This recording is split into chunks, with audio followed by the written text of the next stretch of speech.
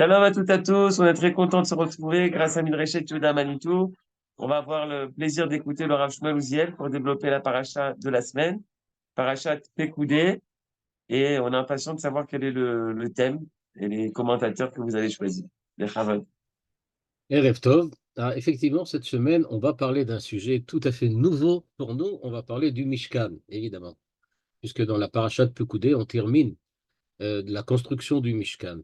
Mais puisqu'on termine la construction du Mishkan, et qu'on sait que l'histoire ne s'est pas arrêtée là, puisque après le Mishkan, il y a eu le Beth Amikdash, il y a même eu deux Beth Amikdash, et on espère, Bezrat Hashem, qu'il y aura un troisième Beth Amikdash.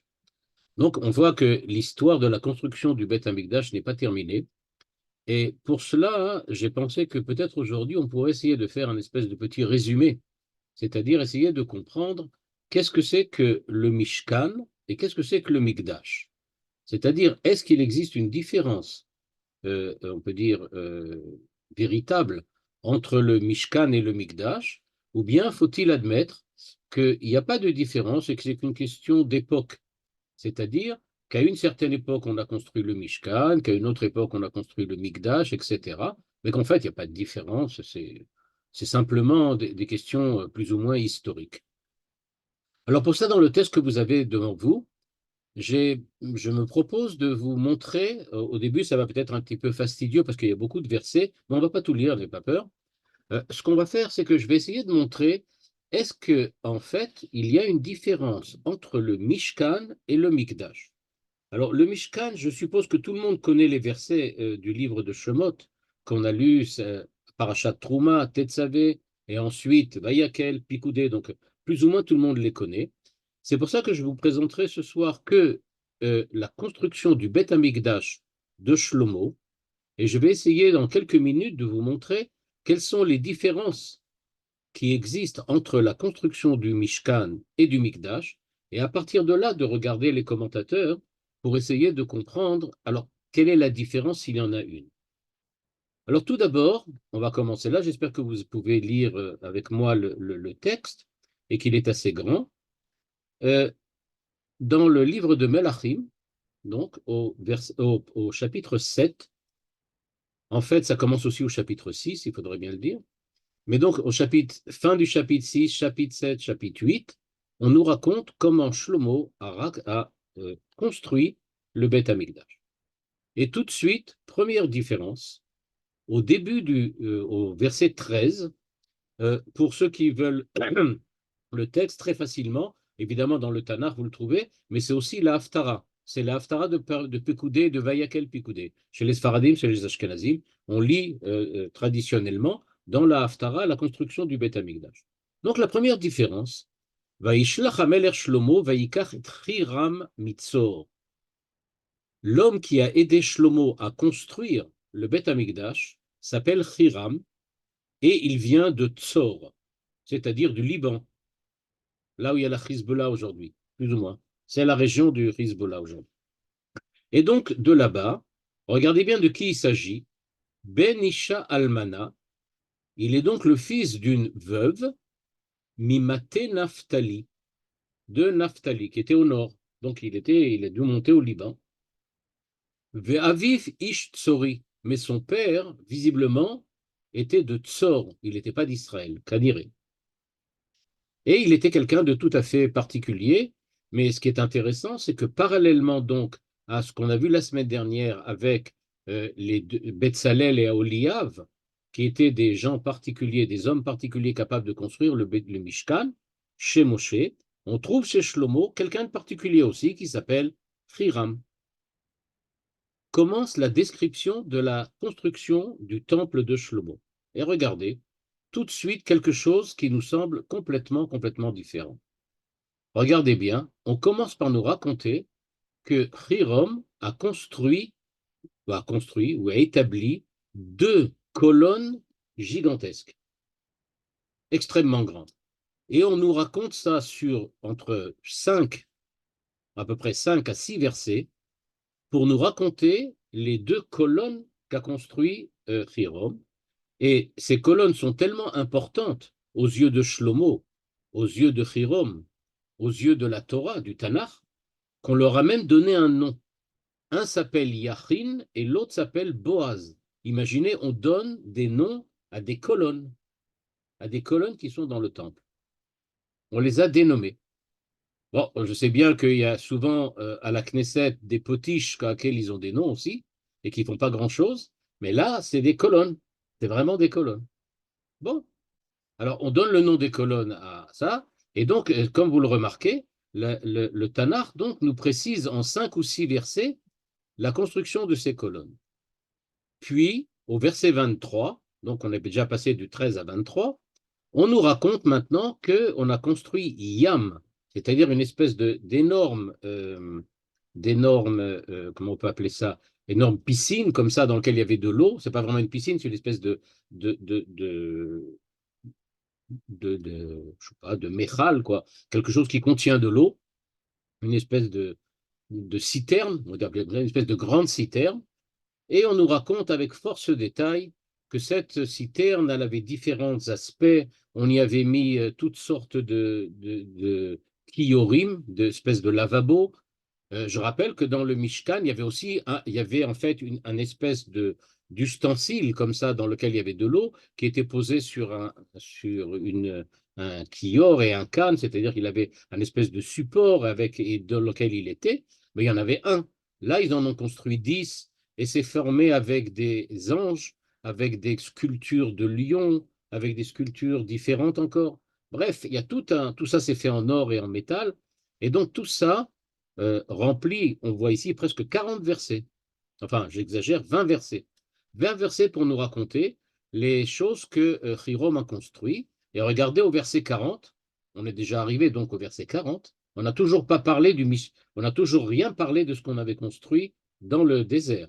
On nous a raconté les 2 colonnes, on nous raconte cette espèce de citerne énorme avec lequel qui est supporté par des sculptures en or de toutes sortes, pardon, en cuivre de lions et d'anges. Et on nous dit, voilà, ligne 17 chez vous, verset 40, Vayas rirom itakiyoro tayaim amizrakot, etc., etc. Et voilà, il a fait tout ça.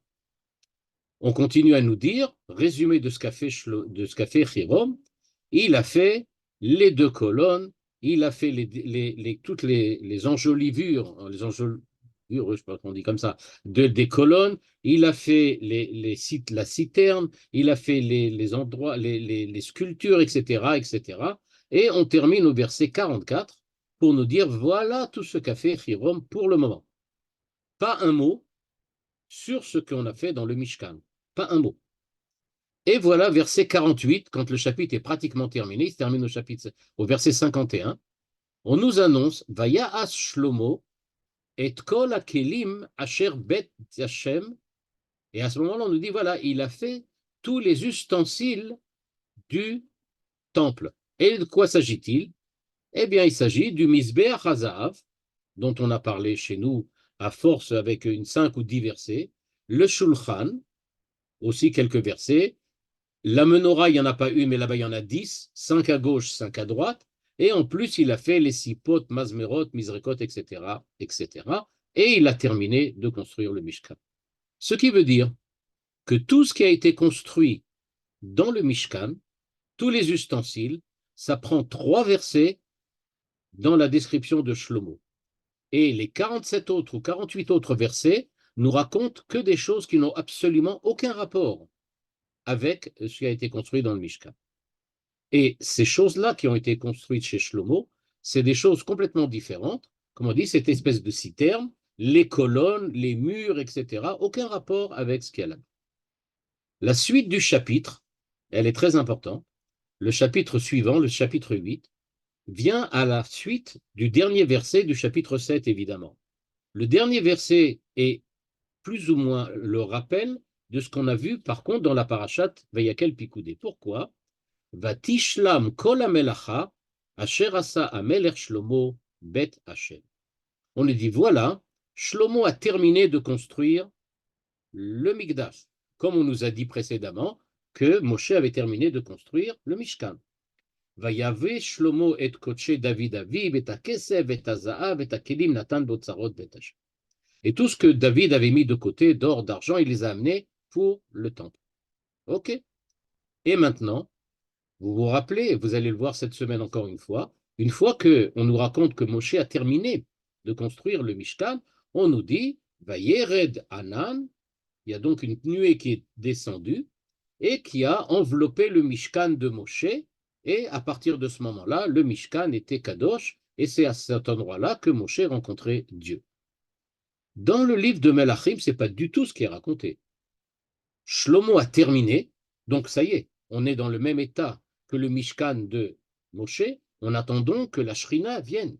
Alors là, ça ne se passe pas du tout pareil. Az yakel Shlomo et Zikne Israël.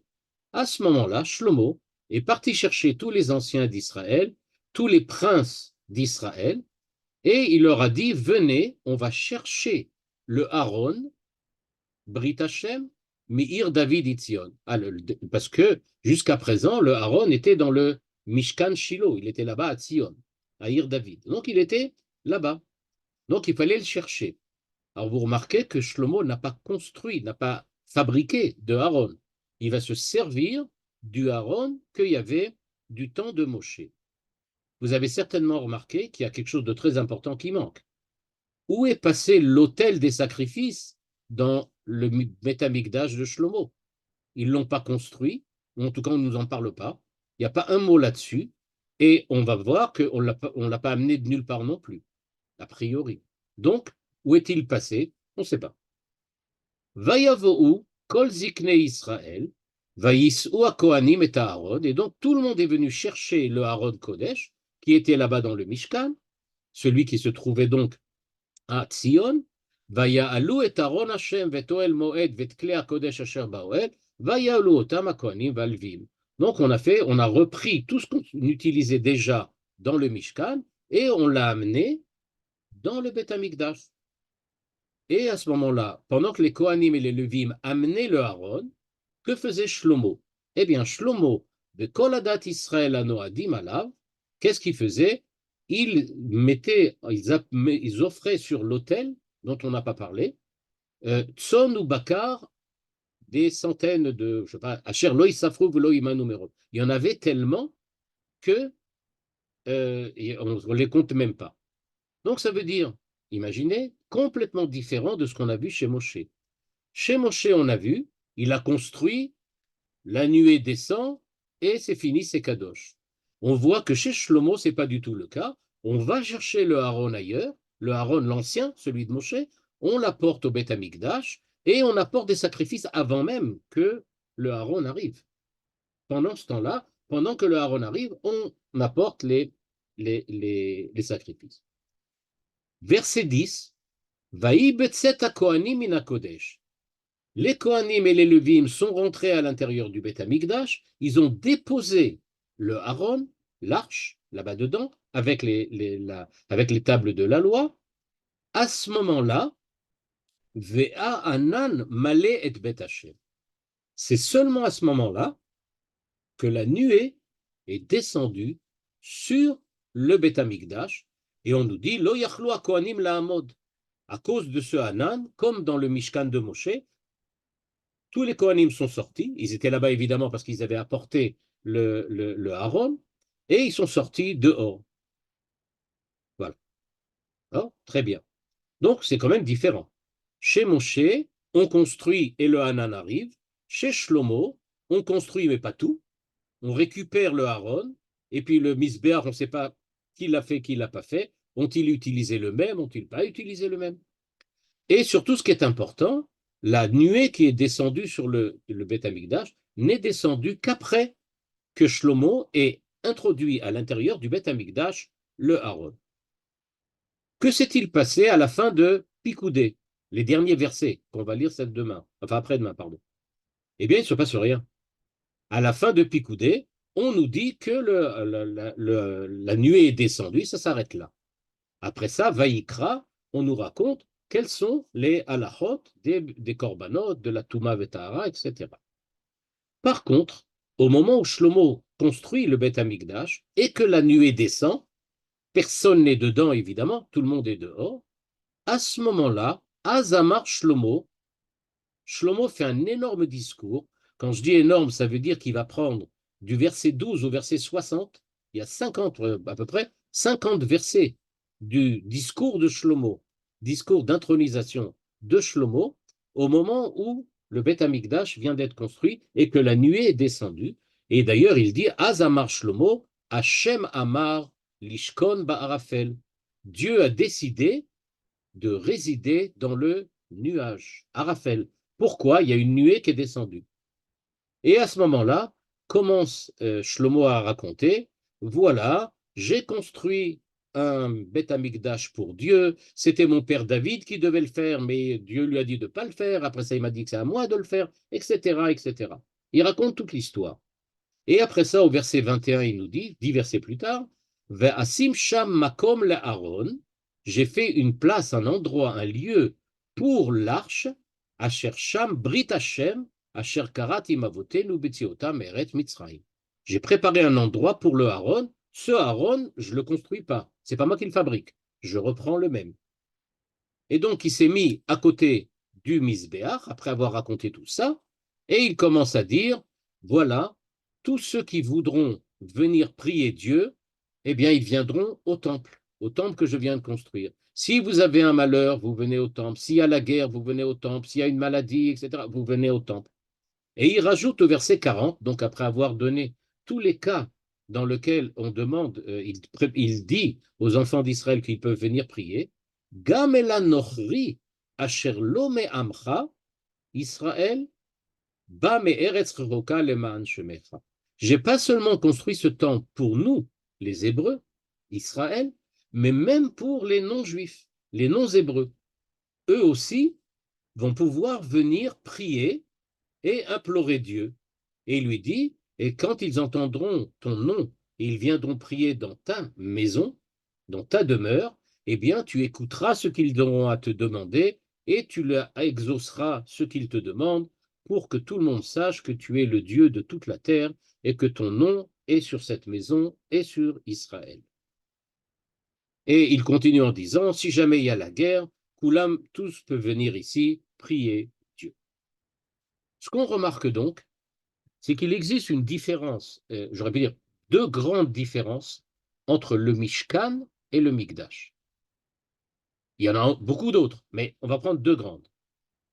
Premièrement, pour le Mishkan, je ne sais pas si vous l'avez remarqué les dernières semaines, eh bien, quand on nous dit que Ve'asuli Mikdash ve'shachanti betocham, vous allez construire un Mishkan pour que je réside parmi vous, eh bien, on voit que la description de la construction du Mishkan ne commence pas par nous dire ils ont construit, fabriqué le Mishkan et ils ont mis dedans les ustensiles, mais on commence par nous dire que Betsaël et Aolia vont commencer par construire et fabriquer tous les éléments du Mishkan, et après on nous raconte comment il a construit le Mishkan lui-même.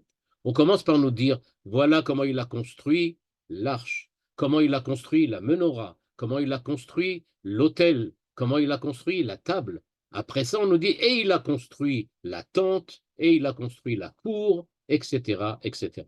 C'est-à-dire qu'on nous dit d'abord, le plus important pour le Mishkan, ce sont les ustensiles qui vont être à l'intérieur. Pour le Mikdash de Shlomo, les ustensiles, on l'a bien vu, ça a pris 2 versets, 3 mots. C'est tout. Et ils les ont fabriqués, et bien le Misbéach, et ils ont fabriqué ça, ils ont fabriqué ça, ils ont fabriqué ça. Et c'est tout. On nous dit absolument aucun détail. Par contre, les colonnes, on nous en parle avec 20, 10 ou 15 versets. On nous parle aussi de cette espèce de citerne dans laquelle il y avait l'eau et tous ces kiorim, toutes ces espèces de lavabos qu'il y avait un peu partout, enfin qui étaient là-bas autour, avec toutes les sculptures qu'il y avait avec. Ça, on nous raconte avec force détail. Et tout le reste, et le Aaron, évidemment, on ne nous raconte pas qu'il l'a fabriqué, puisqu'il l'a pris ailleurs. Donc, et même, on oublie le Misbéach, l'autel sur lequel on apporte les offrandes, il est complètement oublié, il n'y est pas là. On ne le retrouve pas. Donc, ce que l'on voit, c'est qu'il y a donc une différence au niveau de la construction. Pour Shlomo, ce qui est véritablement important, on le voit, c'est, j'aurais pu dire, le bâtiment, les colonnes énormes, les choses gigantesques qu'il y avait là-bas à l'intérieur, un nombre incalculable d'anges qu'il y avait à l'intérieur du Kodesh HaKodashim, le nombre de menorot qu'il a rajouté. C'est ça qu'on nous raconte. Par contre, les éléments clés du Mishkan, 1, 2, 3 versets, ça suffit. On ne nous dit rien de plus. Ça, c'est la première chose. Deuxième chose qui est une énorme différence entre les deux, dans le Mishkan, la présence de Dieu, qui est ici illustrée par la nuée qui descend sur le Mishkan, est directement obtenue par la construction du Mishkan. On ne fait rien d'autre. On construit le Mishkan et Dieu directement est présent, arrive et on peut dire comme ça, descend avec cette nuée sur le Mishkan. Chez Shlomo, la manière dont Dieu réside est complètement différente. Chez Shlomo, il construit le bâtiment, il rentre à l'intérieur l'Aaron. À ce moment-là, Dieu intervient et descend sur le Mikdash. Et au lieu de s'arrêter là, on apprend que Shlomo fait un énorme discours, un très long discours, dans lequel il parle à la fois du fait qu'il a construit, qu'il a mis le Aaron, que les Goïms vont aussi venir pouvoir prier ici, et que tout le monde doit venir prier dans le Mikdash. Ça nous montre bien ces deux grandes différences, qu'il ne s'agit pas a priori, c'est la première explication que je vais vous apporter, qu'il ne s'agit pas a priori de la même chose. Le Mishkan n'est pas le Mikdash, et le Mikdash n'est pas le Mishkan, à tel point qu'on peut peut-être même dire qu'ils n'ont pas exactement la même fonctionnalité. Ce n'est pas exactement la même chose. Pour cela, je vais vous proposer la première explication, qui est l'explication du Rav Lichtenstein, du Gush Etzion, qui est le fils du célèbre Rav Lichtenstein, qui était le gendre du Rav Soloveitchik. Et lui, il nous propose deux possibilités pour essayer de comprendre les différences entre le Mishkan et le Mikdash. Et on va le voir tout de suite. Il y aura d'autres explications, mais en tout cas, ça nous donnera une première approche. Première approche du Rav Lichtenstein, c'est que pourquoi on voit une telle différence? On voit une telle différence parce que il y a, on peut dire, deux époques qui, elles, sont complètement différentes. Dans l'époque du Mishkan, l'époque de Moshe, au moment où Moshe construit le Mishkan, ce qui se passe, c'est que Dieu, en fait, conduit les enfants d'Israël en permanence, depuis le moment où ils sont sortis d'Égypte jusqu'au moment où ils vont rentrer en terre d'Israël. On peut dire que c'est un miracle permanent qui va durer 40 ans. 40 ans de miracle, depuis la sortie d'Égypte jusqu'à l'entrée en terre d'Israël. À partir de ce moment-là, nous dit le Rav Lichtenstein, vous allez remarquer que ce qui, en fait, permet à l'homme, à Israël, de survivre dans le désert, de réagir dans le désert, c'est le fait qu'il est dirigé par Dieu en permanence. Il vit un miracle permanent et Dieu est là pour le soutenir tout le temps. Par contre, à l'époque de Shlomo, c'est l'époque, peut-être l'époque, l'âge d'or de la royauté d'Israël. Et donc là, il se passe que la Hashgachat Hashem n'est pas une Hashgacha qui est miraculeuse, mais elle passe par les capacités de Shlomo, par son armée, par la puissance économique de son royaume, etc. C'est-à-dire en fait que au moment où Shlomo construit le Mikdash, c'est lui, par ses efforts, par son économie, par son armée, par sa force, j'aurais pu dire, par la force qu'il a mis en place, par le royaume puissant qu'il a mis en place, qui construit le Beth Amikdash. Et d'ailleurs, ce Beth Amikdash est appelé Beit Shel Shlomo, Beit Shel David. On donne un nom, on dit c'est le Beth Amikdash de Shlomo et de David. Et dans son discours, Shlomo dit, c'est David, mon père, qui aurait dû le construire, mais Dieu n'a pas voulu, alors c'est moi qui va le faire. Mais il dit bien, c'est moi qui le fais. Vous ne trouvez aucun verset équivalent quand on parle de Moshe. À aucun moment, Moshe vient en disant, c'est moi qui ai construit le Mishkan. C'est le Mishkan de Moshe. Jamais il le dit, et jamais le texte le dit. Et donc, ce que l'on voit apparaître, c'est qu'en fait, au niveau de Shlomo, il y a véritablement intervention de l'homme, et j'aurais pu dire même priorité des actes humains pour obtenir on peut dire, la construction du Beth Amikdash.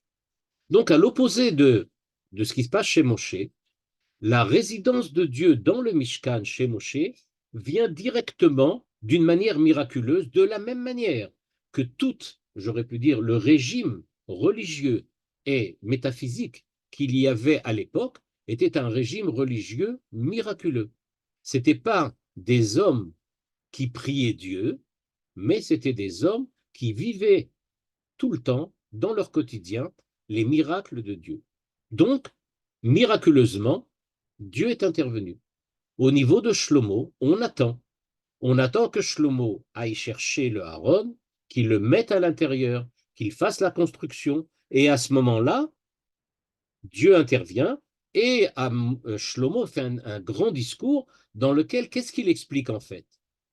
Il explique que bien que ça soit son Beth Amikdash et celui de son père, bien que ça soit grâce à ses efforts, bien que ça soit grâce à l'alliance qu'il a fait avec, qu'il a amené à Shechirom et avec le roi de Tsor, bien que ça soit quelque chose qui dépende énormément des efforts humains, malgré tout, il reconnaît que c'est pas lui qui l'a fait tout seul, mais c'est Dieu qui lui a donné la force et la puissance de le faire.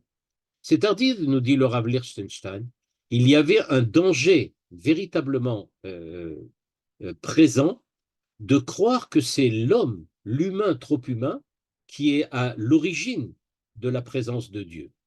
Et c'est pour cela que Shlomo insiste bien que vous avez l'impression que c'est moi qui l'a fait, eh bien partout, il dit partout, je vais insister sur le fait que c'est pas mon temple à moi, que c'est le temple de Dieu. Ce n'est pas en fait une œuvre humaine, c'est une œuvre divine.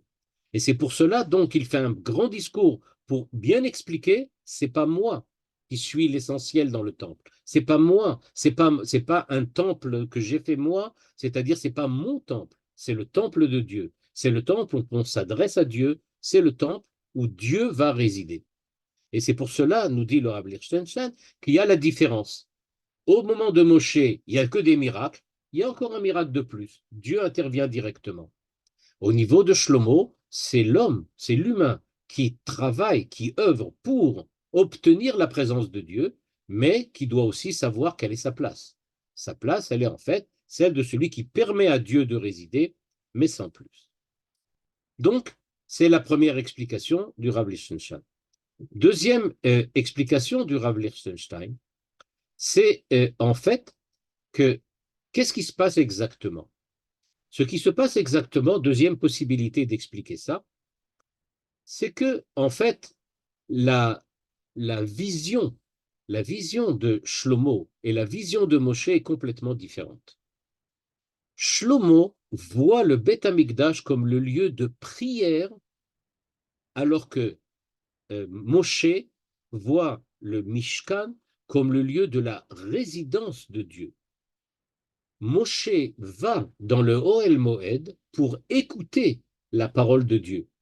On nous dit qu'il allait là-bas dans le temple, dans le Mishkan, pour écouter comment Dieu lui parlait à partir du Aaron Kodesh. Par contre, Shlomo ne parle absolument pas du fait que Dieu va parler à partir du Beth Amikdash, mais au contraire que nous allons parler dans le Beth Amikdash. Nous allons prier dans le Beth Amikdash. Et ça en fait un deuxième aspect de ce que j'avais expliqué dans la première explication du Rav Lichtenstein, à savoir que en fait, dans le régime miraculeux du Mishkan, de Moshe, c'est Dieu qui fait tout. Donc, le Mishkan, c'est l'endroit où Dieu parle. C'est Dieu qui fait ce qu'il faut. Au niveau du Beth Amikdash, c'est pas le lieu où Dieu parle, c'est le lieu où l'homme parle. C'est l'endroit où les prières des Goïms, des Juifs et de tout le monde entier se réunissent pour monter vers Dieu. Si je pouvais dire d'une manière un petit peu schématique, le Mishkan de Moshe fonctionne de haut en bas. C'est Dieu qui est d'en haut et qui descend vers le bas. Le temple de Shlomo fonctionne de bas en haut. C'est les prières d'en bas des hommes qui s'élèvent grâce au Beth Amikdash vers Dieu. Voilà les deux possibilités que nous propose le Rav Lichtenstein. Donc, soit voir le Beth Amikdash et ce qui se passe autour comme, en tout cas, l'intronisation du Beth Amikdash, comme quelque chose qui doit montrer que ce n'est pas l'œuvre d'un homme, mais que c'est quelque chose qui est le lieu de la résidence de Dieu, soit voir que c'est le lieu de la prière de l'homme vers Dieu et pas le lieu de la révélation de Dieu à l'homme. Dans une seconde explication différente, je voudrais vous proposer ce que le Rabbi de Lubavitch propose. Pour lui, il nous dit, si on regarde bien, dans les commentateurs, nous dit le Rabbi de Lubavitch, il existe trois finalités au fait qu'on a besoin de construire un temple. C'est-à-dire, il dit, il y a un premier avis qui dit que pourquoi a-t-on construit un temple ou un mishkan? Pour le Rabbi de Lubavitch, on va le voir tout de suite, ça ne fait pas de différence. Peu importe. Mais après ça, on va voir pourquoi. Il nous dit, d'après le Ramban, et c'est aussi certains avis de l'Agmara que le Ramban rapporte, pourquoi a-t-on demandé à Israël de construire un Mishkan? Eh bien, il nous dit, ligne 6, Makom menuchat hashrina shehu Aaron. C'est le lieu dans lequel la shrina doit résider, c'est-à-dire dans lequel on doit entreposer l'arche avec les tables de la loi. C'est pour cela, pour la résidence de Dieu, que l'on doit construire un Mishkan. Effectivement, jusqu'à aujourd'hui, on nous dit que, par exemple, Shrina lozaza mi kotel ha-ma'aravi. Le kotel ha-ma'aravi, c'est-à-dire l'enceinte qui reste du Beth Amikdash, la Shrina y est encore. C'est-à-dire que pourquoi on ne peut pas monter sur le mont du Temple? Parce que la Shrina, la présence de Dieu, y est effectivement présente et qu'on ne peut pas aller là-bas si on est impur. Donc, d'après cette première avis, pourquoi a-t-on besoin de construire un temple et d'y introduire tous les ustensiles? C'est parce que c'est ce qui permet de recevoir, d'être le récipiendaire de la Shekhinah, de la présence de Dieu. Et donc, imaginez, c'est l'idée que le Kuzari, Rabbi Yehuda Levi, amène aussi, que le Beth Amikdash est un peu comme le corps humain. Le corps humain est fait avec la tête, le cerveau, les poumons, le cœur, etc. Si tous les éléments sont réunis, alors l'âme peut résider dans le corps et l'homme peut vivre. Et bien de la même manière, le Beth Amikdash, ce sont tous les éléments, tous les ustensiles, ce qui a été décrit à la fois par Shlomo et par Moshe. On a besoin de tout cela fait et construit selon les indications divines. Et à ce moment-là peut résider l'âme du temple, qui est la présence de Dieu, la Shekhinah. Ça, c'est le premier avis pour lequel il faut construire un Beth Amikdash. Et c'est l'avis qui a été repris par Ramban, Nachmanide. Par contre, Maïmonide, Rambam, dit que non, on a construit le Beth Amikdash pas du tout, enfin je ne veux pas dire pas du tout, c'est faux, pas seulement pour qu'il y ait là-bas la résidence, la présence de Dieu, mais pour que Israël ait une place, un lieu, un endroit où il puisse accomplir le service divin, c'est-à-dire les korbanot, les tfilot. On a besoin d'un lieu, d'une place dans lequel on peut servir Dieu. C'est pour ça, dit le Rambam, ligne 9, qu'on a besoin d'une maison, d'un bâtiment, pour une demeure, Mouchan liyot makrivimbo korbanot. C'est ce que dit le Rambam, Maïmonide. Et donc, selon cet avis de Maïmonide, et qui est aussi un avis rapporté dans la Gemara, pour quelle raison on a construit ce Mishkan et ce Mikdash? Parce qu'on a besoin de servir Dieu. On doit faire les korbanot, on doit faire les tfilot, on doit amener des korbanot pendant les fêtes, nous dit le Rambam. On a besoin de les amener quelque part. C'est pour cela que Dieu a dit, ok, vous allez construire un temple, vous allez faire un mikdash, beshachanti betocham, et ça sera le lieu dans lequel Je vais résider, pas parce que je dois y résider, mais je vais y résider parce que vous allez y faire là-bas le service divin. Je dirais que le Rambam va un petit peu, lui aussi, dans l'idée de Ramban, Nachmanide et du Kuzari, mais avec une petite différence. Le Kuzari nous dit, si tu ne construis pas de Mishkan, s'il n'y a pas de corps, l'âme ne peut pas résider nulle part. Le Rambam dit, en bon médecin, oui, d'accord, il y a un corps, mais il faut qu'il fonctionne, ce corps. Il faut que le cœur soit une bonne pompe, il faut que le sang arrive partout, il faut que les nerfs réagissent, il faut que le cerveau soit irrigué, il faut que ça fonctionne, tout ça. Et qu'est-ce qui fait fonctionner le corps? Eh bien, ce sont les corbanotes. C'est le travail des Kohanim. C'est tout ce que le service que les Kohanim, les Lévi'im et Israël font et accomplissent à l'intérieur du Mishkan. Donc, ce n'est pas suffisant de construire un bâtiment. Il faut aussi y mettre les corbanotes et donc accomplir ce qu'il faut pour que l'âme de Dieu puisse résider en permanence.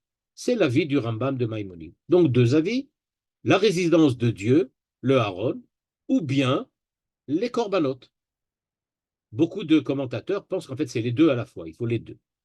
Mais nous dit le rabbi de Lubavitch, vous avez oublié qu'il y a encore une troisième raison. Mais celle-là, on se demande vers laquelle. La plupart des commentateurs disent qu'il n'y en a que deux. Ou Dieu réside, ou les hommes font des corbanotes. Mais quelle est la troisième? Eh bien, nous dit le rabbi de Lubavitch, vous avez oublié le premier verset de la parasha de Trouma. Vasuli mikdash veshachanti betocham. C'est-à-dire que Dieu demande, construisez un mikdash parce que je vais résider en vous. Pas dans le mikdash, mais en vous. J'ai besoin du mikdash parce que menuchato shel HaKadosh Baruch Hu, à la ligne 11, krucha bekar shu shochen ben ou betoch Israël. Le temple, le mikdash, le mishkan, c'est bien le lieu où Dieu réside parmi nous, dans le peuple, parmi tout le monde. Mais c'est aussi ce qui permet que Dieu réside en chacun d'entre nous. Vraiment en chacun d'entre nous. Que nous soyons, chacun d'entre nous, par son âme, par sa avoda, soyons porteurs de la présence de Dieu. Donc, dit le rabbi de Lubavitch, il y a donc trois avis différents. Pourquoi construise-t-on un mikdash? Pour que Dieu y réside, pour que les âmes Israël fassent les corbanotes, pour que Dieu réside en chacun d'entre nous à partir du Beth Amikdash. Donc, dit le rabbi de Lubavitch, qui a raison? Qui a raison de ces trois avis-là?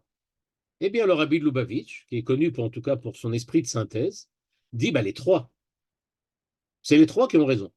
Il faut trois. Les trois avis à la fois. Mais alors, comment peut-on les faire fonctionner les trois à la fois? C'est pas possible, ça marche pas. Et là vient le chidouche du rabbi de Lubavitch.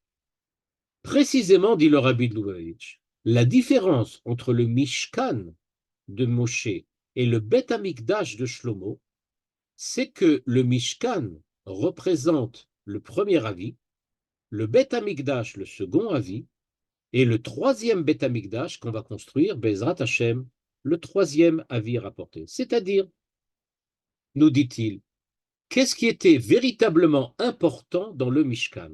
Eh bien, nous dit-il, c'était le Aaron Kodesh qui résidait là-bas avec les tables de la loi. La menoucha, c'est-à-dire que il était véritablement, le Aaron était là-bas au repos.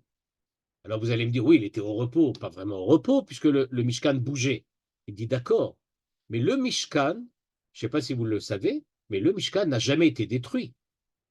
Le Mishkan n'a jamais été détruit comme le Beth Amikdash. C'est vrai que le Beth Amikdash ne bougeait pas, et que là où on l'a construit, il est resté.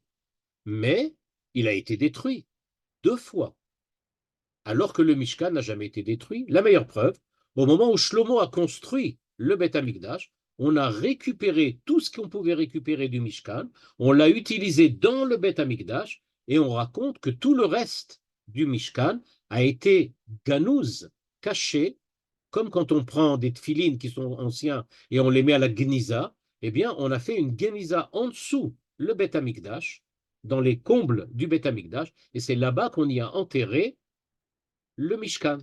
Donc, il n'a jamais été détruit. Il est resté entier en permanence. Si maintenant on vous demande qui est-ce qui est éternel, le Mishkan ou le Mikdash, ben, la réponse véridique, elle est le Mishkan.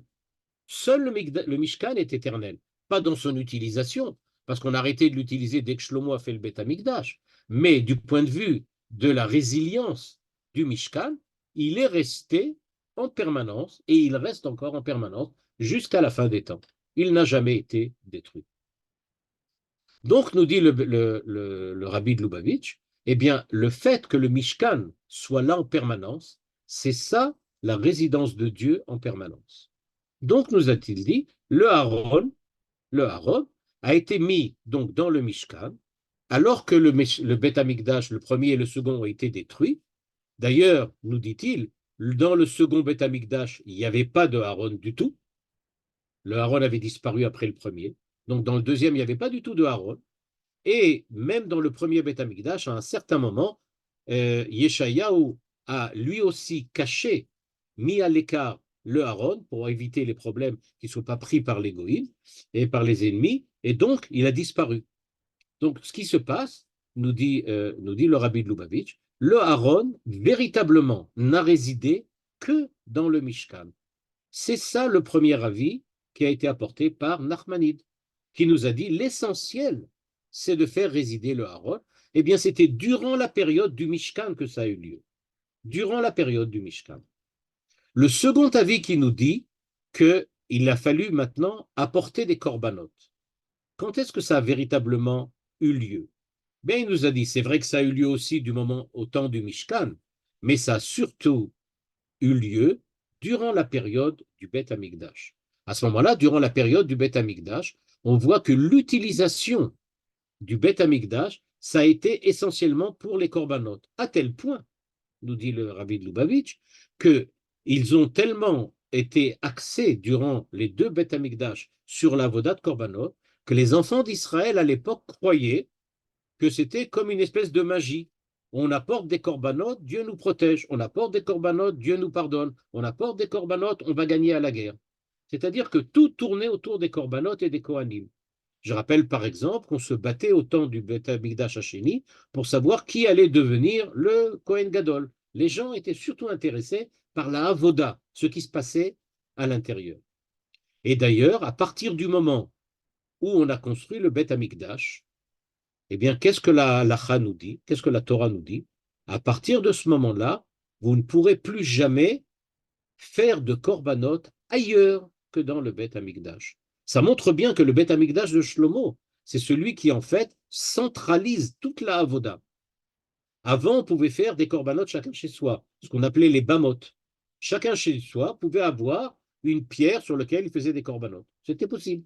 À partir du moment où il y a eu le Beth Amikdash, Boutal et Terabamot, on n'a plus permis d'avoir chacun je sais pas, comme on a nous notre portable, eux, ils avaient un espèce d'hôtel portable, comme ça, dans lequel chacun pouvait avoir un hôtel chez lui.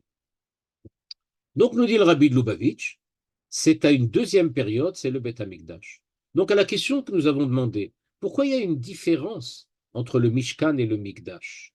Pourquoi cette différence? Eh bien, parce que dans le Mishkan, nous dit le rabbi de Lubavitch, ce qui était l'essentiel, c'est la présence de Dieu par l'intermédiaire du Aaron. C'est ça qui était l'essentiel. Donc, tout se situe dans l'intériorité du Mishkan. Tout se passe à l'intérieur du Mishkan. Par contre, au niveau du Mikdash, ce n'est pas l'intérieur qui est important. Ce qui est important, ce sont les korbanot, c'est-à-dire, j'aurais pu dire, le bâtiment en tant que tel, dans lequel il y avait l'autel. Je rappelle que l'autel des korbanot était dans la cour, dehors. Donc, ce n'était pas vraiment tout ce qui était à l'intérieur. Il y avait évidemment l'autel de l'encens, il y avait aussi la table, il y avait la menorah à l'intérieur. Et d'ailleurs, on a vu que chez Shlomo, il y avait 10 menorotes à l'intérieur. Donc, ce qui se passe, c'est que on a donc bien, nous dit le rabbi de Lubavitch, cette différenciation entre les deux. Le temple, plutôt axé sur la Avoda, le Mishkan, plutôt axé sur la Torah. Torah vers Avoda. Et alors le Beth Amikdash Ashlishi, eh bien c'est le troisième avis. C'est au moment où Dieu va résider en chacun d'entre nous. Où on a été pardonné, c'est au temps messianique, quand Dieu va, d'après le Rabbi de Lubavitch, d'après ce qui est écrit dans la Gemara, va faire descendre du ciel le troisième temple, eh bien, ce temple va directement tomber et on va avoir ici une présence de Dieu, pas seulement sur l'emplacement du temple, mais en chacun d'entre nous. Tout le monde aura peut-être une certaine forme de vie prophétique avec une certaine forme de présence de Dieu et de présence à Dieu. En tout cas, dit-il, ça voudra dire que la faute du veau d'or a définitivement été effacée, la faute d'Adam Arishon a été effacée, et maintenant on est digne de revenir à l'état dans lequel était Adam Arishon, à savoir quelqu'un qui était en permanence en dialogue avec Dieu, qui voyait et qui entendait Dieu. Donc, d'après cette explication du Rabbi de Lubavitch, la différence entre Mishkan et Mikdash, c'est pas seulement une différence dans la construction ou dans la manière dont il a été intronisé, c'est aussi une différence au niveau de la spécificité et j'aurais pu dire de la finalité. La fonctionnalité du Beth Amikdash, c'est les korbanot. La fonctionnalité du Mishkan, c'est la résidence de Dieu avec le Aaron. Le Rav Tzadok HaKohen, pour terminer, va dans la même direction que le Rabbi de Lubavitch, mais en faisant une petite différence. Il nous dit peut-être qu'on pourrait lier, faire la synthèse entre ce que dit le Rabbi de Lubavitch et ce que nous avait proposé comme explication le Rav Lichtenstein. Pourquoi? Parce que le Rav Lichtenstein nous avait dit que au Beth Amikdash de Shlomo, il y a la prière. Il y a la prière. Alors que dans le Mishkan de Moshe, il y a la prophétie, c'est-à-dire Moshe va là-bas écouter la voix de Dieu, alors que dans le Beth Amikdash, ce sont les Bnei Israël qui viennent prier, et même les Goïm aussi viennent prier, pour demander à Dieu d'exaucer leurs prières. Eh bien, nous dit le Rav Tzadok HaKohen, c'est parce que il y a en fait une différence entre le Mishkan et le Mikdash, parce que le Mishkan relève de la Torah, alors que le Mikdash relève de la prière. C'est pour ça qu'on parle de Mishkan et de Mikdash. En effet, nous dit-il, il y a écrit Akol Kol Yaakov. Akol Kol Yaakov. On nous parle évidemment du moment où Yaakov est venu pour recevoir la bracha de Yitzhak et qu'il a essayé de tromper Yitzhak en s'habillant comme Esav. Eh bien, dit Yitzhak, pardon, dit Akol Kol Yaakov vayadaim yede Esav. Le Midrash dit Akol Kol Yaakov. Pourquoi deux fois le mot Kol? Il aurait dû dire Akol Shel Yaakov vayadaim shel Esav. Pourquoi il dit Akol Kol Yaakov? Parce que Yaakov s'exprime par deux voix, VOIX. Quelles sont les voix? La voix de l'homme qui étudie la Torah et la voix de l'homme qui prie. Kol la Torah ve kol la tfila. C'est-à-dire que l'identité de Yaakov, l'identité d'Israël, est une identité double. Il y a l'identité de la prière et l'identité de la Torah. D'un certain point de vue, nous dit le Rav Tzadok HaKohen, nous absorbons la Torah de Dieu et nous exprimons cette Torah par l'intermédiaire de l'étude. Par contre, quand il y a la tfila, à ce moment-là, c'est pas que nous exprimons l'étude, mais au contraire, on essaye d'exprimer notre réalité, notre identité, en nous rapprochant de la Torah, de Dieu.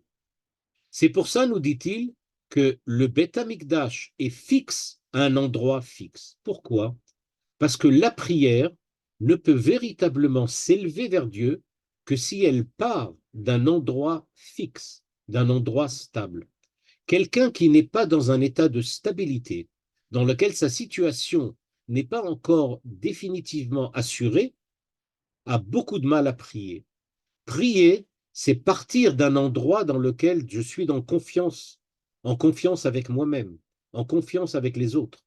La prière, c'est pas quelque chose que je peux accomplir en étant tout le temps dans un état de doute et un état de lutte.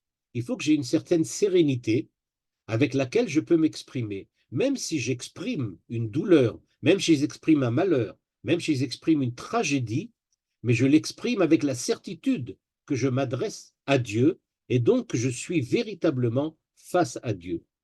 C'est cette situation stable d'être face à la transcendance, face à Dieu, qui me permet de pouvoir élever la voix et de m'exprimer vers Dieu. Mon cher Rabbeinu pensait que le Beth Amikdash, ce n'est pas le lieu où tu vas partir de cette stabilité, peut-être, on peut dire, temporaire, pour arriver à t'élever vers Dieu, mais ça doit être au contraire le lieu dans lequel tu vas être le réceptacle, le récipiendaire, dans lequel tu vas recevoir l'Esprit divin. Mais en fait, nous dit le Rav Tzadok à Cohen, Moshe a eu tort. Moshe a eu tort parce que on ne peut pas rester en permanence dans le mouvement. On ne peut pas rester en permanence dans la fluidité du Mishkan. Le Mishkan nous demande d'être tout le temps prêt à recevoir la parole de Dieu. Mais comment puis-je recevoir la parole de Dieu? Je dois m'occuper de mon travail, je dois m'occuper de ma famille, je dois m'occuper des problèmes, je dois m'occuper de la guerre, je dois m'occuper des problèmes économiques. J'ai tout le temps des problèmes. Je ne suis pas dans l'état miraculeux dans lequel Moshe vivait quand il était dans le Mishkan. Comment puis-je arriver à vivre comme si maintenant, dans une vie normale, une vie avec une situation, dans un pays, dans une médina, dans un monde dans lequel il y a des luttes et il y a tout le temps des guerres, comment puis-je vivre comme si j'étais dans une époque miraculeuse, à l'époque du désert? Et donc, c'est ce que fait Shlomo. Shlomo dit, l'époque de Moshe est révolue malheureusement. On ne vit pas avec la permanence de Dieu, c'est-à-dire, on n'entend plus la Torah, on n'entend pas la voix de Dieu. Pour entendre la voix de Dieu comme Moshe, on est nécessairement obligé d'être dans un état dans lequel plus aucun problème ne nous assaille. On est capable de tout dominer. C'était vrai à l'époque de Moshe, quand Moshe était dans le désert et que Dieu était là en permanence avec lui. Mais maintenant que nous sommes un pays comme un autre, dans lequel nous avons construit une armée, on avons construit l'économie, on a construit tout ce que on voit, toutes les institutions qu'un pays et qu'un État doit construire, eh bien maintenant, on n'est plus dans cet état de stabilité miraculeuse. On doit lutter en permanence. Ce dont on peut faire, c'est la prière, c'est-à-dire se diriger grâce au Mishkan et au Mikdash vers Dieu. C'est nous qui essayons de faire l'effort pour demander à Dieu d'intervenir et de nous aider dans le cadre, j'aurais pu dire, naturel des relations naturelles que nous avons avec les autres, entre nous et face à Dieu. Donc, nous dit le Rav Tzadok à Cohen, il y a toujours ce risque de penser que c'est nous qui faisons tout. C'est pour ça qu'il y a le Beth Amikdash. C'est ce que le Rav Lichtenstein nous avait présenté tout à l'heure. Shlomo aurait pu dire, c'est moi qui ai tout fait. Mais non, il dit non, c'est Dieu qui me maintient et qui me donne la possibilité de faire ce que je fais. Eh bien, c'est ça justement que doit être l'état d'esprit, la manière d'être homme, comme le dit Manitou, la manière d'être homme de l'époque de Shlomo et de notre époque à nous. C'est comme ça que nous vivons. Plus tard, peut-être, on aura le droit au Mishkan, c'est-à-dire une présence de Dieu comme ça, venue miraculeusement d'en haut. Mais ça, c'est peut-être plus tard. Pour le moment, on a besoin du Beth Amikdash, c'est-à-dire de quelque chose qui nous permette de prier, c'est-à-dire de concentrer nos efforts pour nous approcher de Dieu.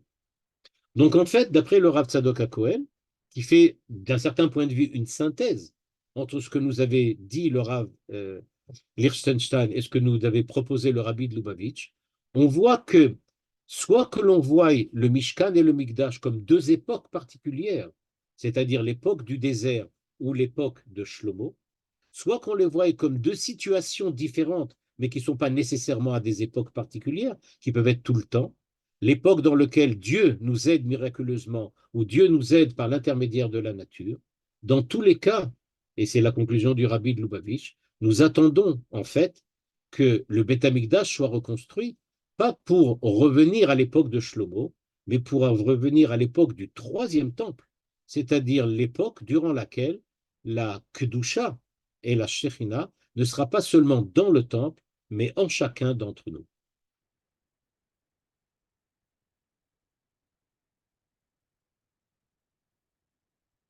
Toda Rabba, merci beaucoup, Rav. On va laisser Voilà, vous pouvez poser vos questions, vos réflexions. On se pose Magnifique. toujours, je peux parler? Bevakasha. Allez, Daniel. C'est une remarque qui me perturbe beaucoup. Donc, en fait, on ne peut pas prier à un Dieu qui ne soit pas représenté dans le monde d'ici-bas d'une Il façon. faut... Non, On non, ne peut c'est pas, pas, on peut pas parler d'immanence sans rien voir, ni toucher, ni rien. non, c'est pas ça que veut dire c'est pas ça que veut dire le rabbi de Lubavitch. Le Non, moi, rabbi de j'ai Lubavitch, dit, pourquoi est-ce pardon, qu'il faut construire un temple? Alors, le rabbi, il donne il donne des il dit possibilités, mais en conséquence. parce qu'il faut que le temple, c'est la situation dans laquelle le peuple juif ou le peuple hébreu, hein, peu importe, arrive à un état dans lequel il a atteint une certaine stabilité, mais une stabilité naturelle. C'est-à-dire que le temple, c'est la stabilité, il est en place. Pourquoi il est en place? Parce que on a réussi à créer un État, on a réussi à créer une armée, on a réussi à créer une économie, on a réussi à créer une spiritualité qui est capable de vivre et de se tourner vers Dieu. Il dit, à cette époque-là, même les goïms viendront prier dans le temple. C'est-à-dire que c'est cette stabilité-là qui nous permet de nous tourner vers Dieu et de voir l'intervention divine présente à l'intérieur on peut dire, des institutions qu'on a réussi à fonder. Mais il ne dit pas que ça doit venir à la place des institutions ou bien que c'est directement comme ça. Faut les deux à la fois.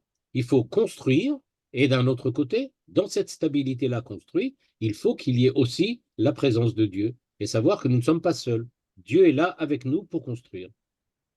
Et nous, quand on a des périodes où il n'y a ni temple, ni Mishkan, il n'y a rien du tout, et on arrive quand même à avoir des relations avec Dieu. C'est différent, c'est Dieu qui a des relations avec nous, pas nous avec lui.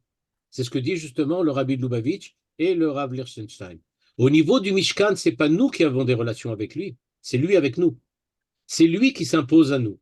Dans le Dor de Midbar, Dieu s'est imposé au peuple d'Israël. Après tout, est-ce qu'ils étaient tellement élevés au niveau spirituel? Il y a de marlokot chez les Chachamim. S'ils étaient vraiment élevés ou pas élevés. Mais ce qui est sûr, c'est qu'ils avaient réussi à être, on peut dire, comme dit le Kuzari, à être le lieu, l'endroit où Dieu se révèle. Mais c'est Dieu qui choisit de se révéler. C'est Dieu qui le fait. Il n'y a pas d'effort du côté humain, il n'y a pas de nature. C'est pour ça, par exemple, que les Meraglim, d'après le Kuzari, ne voulaient pas rentrer en terre d'Israël. Pas parce qu'ils étaient antisionistes, entre guillemets, mais parce qu'ils disaient, nous ne voulons pas sortir de ce cocon dans lequel Dieu s'impose à nous. On ne veut pas, nous, faire les efforts pour essayer de donner à Dieu quelque chose. On veut que Dieu vienne de lui-même, sans qu'on ait d'efforts à faire. Comme on est dans le désert, ils ne voulaient pas sortir du désert. Daniel. Oui. Dans votre exposé, vous avez fait apparaître une première différence entre Mishkan et Mikdash, qui était que Mishkan, c'était le peuple hébreu, le peuple d'Israël, qui était concerné, et que dans le Mikdash, Shlomo, dans son discours, ouvrait à l'universel, en quelque sorte. Il invitait tous Tout à les fait, tout à aussi fait. Voilà. Et quand vous avez parlé du troisième temple, vous avez pris comme référence Veshachati Betocham. Oui. Alors, on a l'impression qu'on se referme à nous-mêmes. Qu'en est-il voilà, il y avait une progression vers l'universel, et là, on a l'impression que pour le troisième temple, elle disparaît. Parce qu'au niveau du troisième temple, le Rabbi de Lubavitch le dit aussi, il y a une élévation de tout le monde. Quand Dieu réside en nous, en Israël, alors à ce moment-là, il résidera avec les Goïms comme il résidait avec nous avant, c'est-à-dire comme au temps du Shlomo. C'est-à-dire nous serons le temple de l'humanité, d'une certaine façon. Il admet, le David Lubavitch admet toujours qu'il restera une différence. Il va rester une différence entre les hommes et Israël. Il dit qu'il y a toujours une différence. Il n'y aura pas d'équivalence ou d'égalité.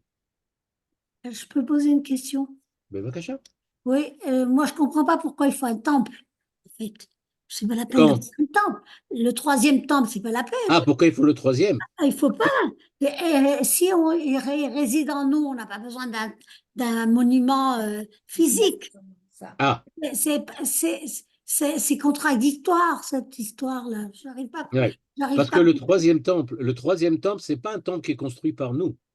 c'est un temple, d'après le rabbi de Lubavitch, qui vient d'en haut. Encore une fois, c'est une marloquette. Il y en a beaucoup qui Ah ouais, pensent, bien sûr, il c'est y en a une beaucoup qui grande pensent que machine. non, qu'il va devoir nous construire. Donc ça, c'est une marloquette de savoir. Mais d'après le rabbi de Lubavitch, le temple viendra d'en haut. C'est-à-dire que ce n'est pas un temple dans le sens où le temple que l'on connaît déjà. Le temple que l'on connaît déjà, c'est un temple qui est construit par nous, par Shlomo, ou le Mishkan qui est construit par nous. Là, ça va être un temple construit par Dieu qui aura en plus cette capacité d'être en nous. Pas seulement en dehors de nous, mais aussi en nous.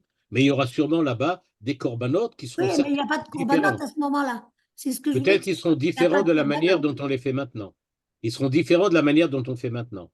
De la même manière, je ne sais pas si vous savez qu'il y a une grande discussion pour savoir est-ce qu'à à la résurrection des morts, on aura un corps. CORPS, on aura un corps. Alors, il y a une grande discussion pour savoir où il y aura ou il n'y aura pas.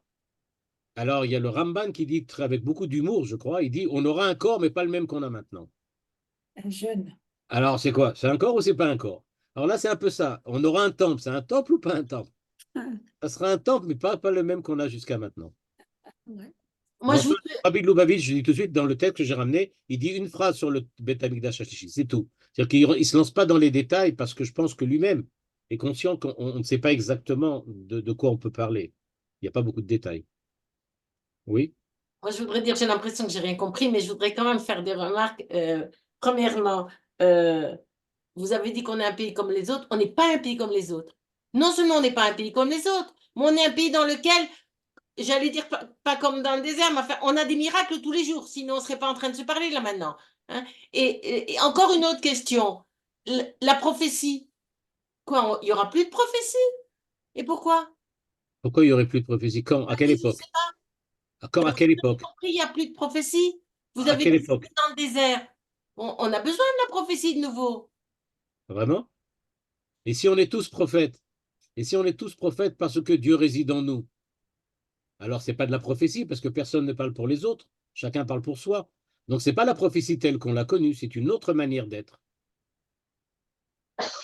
Donc, ce n'est pas exactement pareil. Donc, est-ce qu'il y aura de la prophétie? Oui, comme j'ai dit, comme le corps. Ça sera de la prophétie, mais pas la même qu'on connaissait. Ça sera autre chose. Une En tout autre cas, manière d'être il ne prophète. faut pas idolâtrer le temple. C'est un peu, c'est très Ah, compliqué. Hein. Je comprends rien. pourquoi il faudrait idolâtrer le temple? Ça, je ne crois pas que j'ai dit le mot Quelqu'un idolâtrer. qui idolâtre, ouais, il y a quelqu'un Ah non, qui. non, ça, je ne sais pas. Ça, c'est des questions politiques qu'il faut résoudre dans le cadre des choses politiques. Il y a un côté politique quand même. Il y a un Très côté certainement. politique, très, Il y très a certainement, politique. il y a très certainement un côté politique, mais ce n'est pas celui qui a été abordé par le rabbi de Lubavitch ou le rabbin Ah non, Sadok. ça, de toute façon. Oui. Il n'est pas abordé. Les rabbins aujourd'hui ne donnent pas leur avis, en tout cas. Ce n'est pas l'impression que j'ai eue ces derniers jours. Ouais, bon, enfin, ça dépend de. Oui, je C'est mieux crois fait de aussi. se taire, oui. Voilà. Et Ça, c'est des questions politiques à résoudre dans le cadre de Mm. la politique. Est-ce que je peux poser une Natacha? question? Je voudrais savoir, Bessimcha, en ce qui Bessimcha. concerne le Mishkan et en ce qui concerne le Mikdash, c'est toujours l'homme qui a construit. D'où vient cette idée que pour le troisième temple, ce temple viendra j'allais dire, du ciel? Sur quoi est-ce Elle qu'il... vient de Rashi dans la Masechet Oui, Souka, qui dit que d'après l'Agmara là-bas, Dieu fera descendre directement le temple d'en haut. ah, Mais il y a c'est d'autres, Rashi encore qui une dit ça. fois, il y a d'autres commentateurs, les Baléatosphot, etc., qui disent non, ça ne viendra pas d'en haut directement. Mais c'est la source la plus connue. Et le Rabbi de Lubavitch, parce que j'ai amené un texte du Rabbi de Lubavitch, reprend cette idée de Rashi et il dit clairement, le temple, troisième temple, d'après lui, il pense que Rashi a raison et que ça sera venu d'en haut. Ah, merci, c'est beaucoup plus clair pour moi. Je crois que c'est Masechet Souka Yudbet, il me semble, Yudbet Amoud Aleph, mais je peux pas, je me rappelle plus exactement. C'est un peu dangereux de dire ça parce que c'est exactement la même chose pour l'État d'Israël. Il fallait que l'État d'Israël c'est Dieu qui vient. Ken, Ken, c'est C'est vrai. très Il y a des dangereux, gens ça. qui font le, c'est vrai. Il y a Très des gens dangereux. qui font le rapport et le rapprochement et qui Non. disent de la même manière que. Mais enfin, c'est un rapprochement qui ne fonctionne pas parce que ça voudrait dire qu'ils considèrent l'État d'Israël comme un Beth Amikdash. Comme le Beth Amikdash, ça me semble assez loin de la manière dont ils perçoivent l'État d'Israël aujourd'hui. Donc, je ne pense pas qu'ils pensent la même chose. Non. Et je voudrais, ce que j'ai Natacha? Et au cours de votre exposé, du début, au début, comme ça, je ressentais la différence entre Moshe et Salomon, et entre le faste et la modestie. Je me trompe peut-être, hein, mais Non, non, pas du tout. Pas du tout. c'est ce qui me frappait au départ. Et ces grandes tours qu'il a construit, Salomon, comme ça, et Shlomo plutôt. Bon, on se demande un peu pourquoi elles sont là tout d'un coup. Moi, enfin, je me demande pourquoi, à quoi ça sert ça. Et d'un autre côté, au fur et à mesure de la construction, j'ai l'impression d'un retour sur l'essentiel, c'est-à-dire il ne va pas reconstruire et l'arche, il ne va pas reconstruire, il va chercher. Et donc, c'est l'attachement au passé, à l'essentiel, qui ramène dans le nouveau. Et c'est un peu comme le peuple, comme nous, on a beau apprendre des nouvelles choses et tout, on n'oublie pas les racines, surtout quand ce sont des racines aussi importantes. Et voilà, c'est ce que j'ai ressenti. C'est comme Oui. ça que j'ai vu votre exposé, ça m'a coûté, c'était intéressant. Enfin, très intéressant.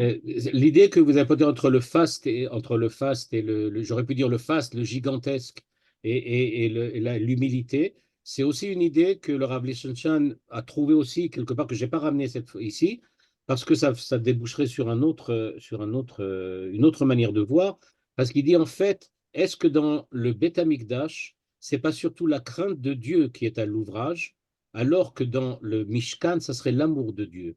Il y a une espèce d'intimité dans le Mishkan, le fait que tout est petit, que le fait que la présence de Dieu est là. Il n'y a pas de trucs grandiloquents, ce n'est pas des énormes choses, mais tout se passe au niveau du petit, alors que dans le temple de Shlomo, on a l'impression qu'il essaye de faire du gigantesque et de l'impressionnant.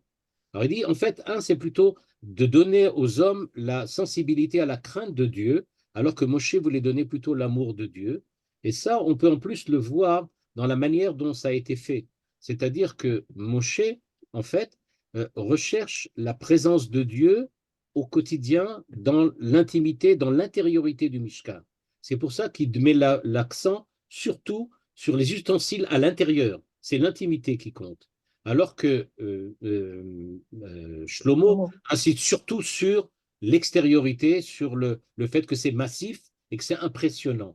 Et c'est pour ça que les Goïm viennent dans le Beth Amikdash de Shlomo, mais n'ont presque rien à voir, et n'ont rien du tout à voir avec le Mishkan de Moshe. Parce que le fait que Dieu soit impressionnant, ça impressionne tout le monde, qui qu'il soit. Par contre, l'intimité, il faut être déjà présent à et être j'aurais pu dire, proche d'eux pour arriver à la saisir. Merci. Voilà. Merci beaucoup. S'il vous plaît. Le fait que Hiram ait participé à la construction, ça ne pose pas de problème. Au contraire, c'est ça qui explique pourquoi les Goïm peuvent venir dans le Beth Amikdash de Shlomo. Les Goïm viennent dans le Beth Amikdash de Shlomo parce que précisément, ils sont aussi, j'aurais pu dire, avec Shlomo, ils sont aussi associés à Shlomo, aux partenaires de Shlomo au moment de la construction. Il y a une Donc coïncidence on peut dire, entre Hiran et le colonel, là maintenant, qui a eu beaucoup de problèmes, qui s'appelle aussi Hiran. Je ne suis pas tellement au courant. Il y a, oui, il y a Ouais, c'est possible, je ne sais pas. Je n'écoute pas souvent les nouvelles, donc je ne suis pas au courant. non, ça c'est une coïncidence. Merci beaucoup. Merci. Kol Tov, Toda Merci Rabba, beaucoup, et Bonnie. Shabbat Shalom. Shabbat shalom. Shabbat shalom. Shalom, merci. Et pour ceux qui cherchent pour la construction du temple, et effectivement, le Rabbi Lubavitch a dit quelque chose, il se base sur un Rashi, il y a un autre Rashi, il y a Tosfot, etc. Ceux qui veulent, il faut voir ce que le Ramchal dit, et il faut voir comment le Rav Cherki comprend le Ramchal. Il y a un cours exceptionnel en hébreu du Rav Cherki sur la construction du temple, et qui fait beaucoup d'ordre dans les différentes shitot, et qui va selon le Ramchal, et qui explique le Ramchal d'une façon assez intéressante. Voilà, pour ceux qui s'intéressent. Merci. Toda Rabba, vous êtes. Toda Rabba. Toda Rabba. Shabbat shalom. Shabbat shalom.